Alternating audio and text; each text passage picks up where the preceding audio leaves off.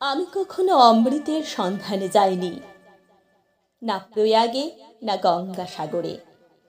ভিড়ে কোণঠাসা রেল স্টেশনে ওভারব্রিজের সিঁড়ির রেলিং ধরে সিটিয়ে থাকি।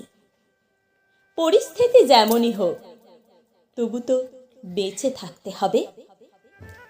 ও ধর্মের ভারতবর্ষ, তুমি অমৃতের পুত্রদের বাঁচবার বিজ্ঞান শেখাওনি কেন?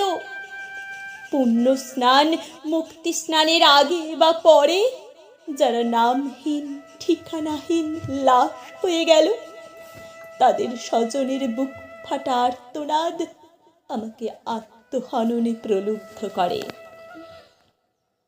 হায়, এই 5,000 বছরের সভ্যতার অস্থি মজ্জায় আজও অন্ধবিশ্বাস। এখনো এদেশের নিরক্ষর থেকে উচ্চ শিক্ষিত অমৃত কুম্ভের সন্ধানে গিয়ে হতমান লাশ হয়ে বাড়ি ফেরে বাড়ি সবাই।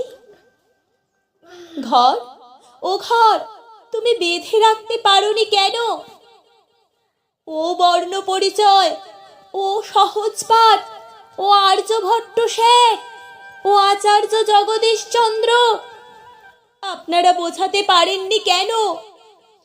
হায় ধর্ম, চোখের সামনে আমার স্বপ্নের ভারতবর্ষ লাশ হয়ে যাচ্ছে।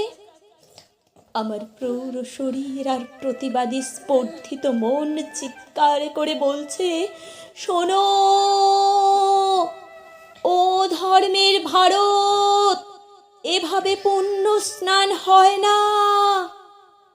বিদ্যার সাগরে অবগাহনে হয়। থামো, সর্বনাশের দিকে আর পা বাড়িও না, থামো।